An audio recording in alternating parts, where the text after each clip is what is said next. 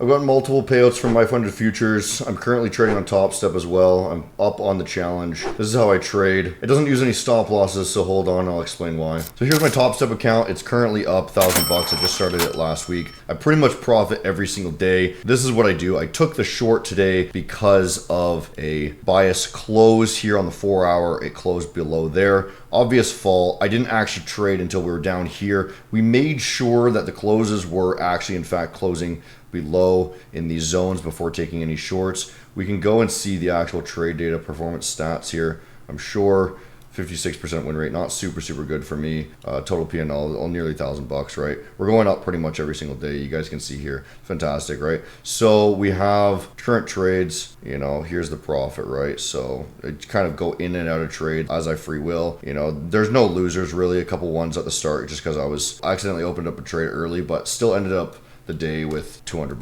profit, right? This is how I trade. So essentially, first of all, I go on to not the weekly candles because this is more for swing trading. I use that for Bitcoin and whatnot. The lower candles, 4 hour, 1 hour, 2 hour, my key ones. When we see a change of trend, basically, there's a common thing people tend to do is like these breaks of structures. That's how we know that the structure is going to be going up on the shorter time frame at least, right? So I'm using the higher time frame closes to base my decisions for the lower time frame.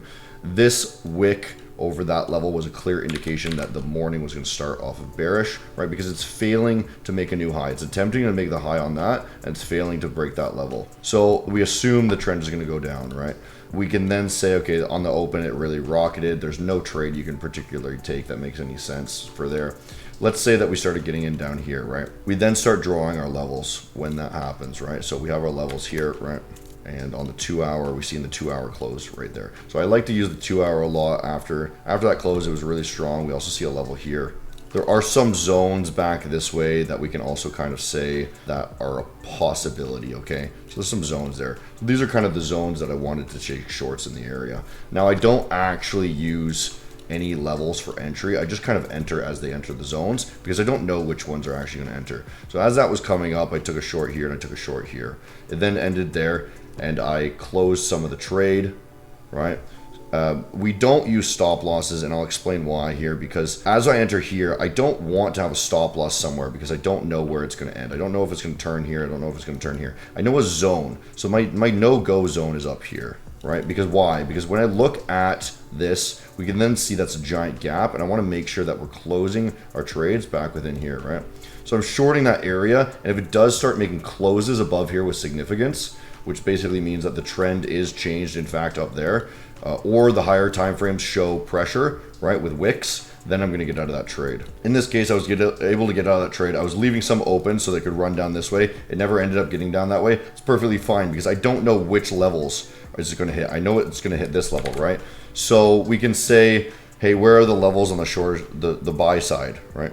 The buy side, kind of this zone is what we're looking at. The short side is that zone and that zone, right? So we have this one and two, right? So let's draw here. These are all the zones that we want to be trading off of, right? Roughly, okay? So we can see that they are in fact bouncing around those just based off of past data. But it's so easy to say have entered a trade here off that level and then have a stop loss and you get stopped out by these little wicks. That's why I don't use stop losses. They're much more loose.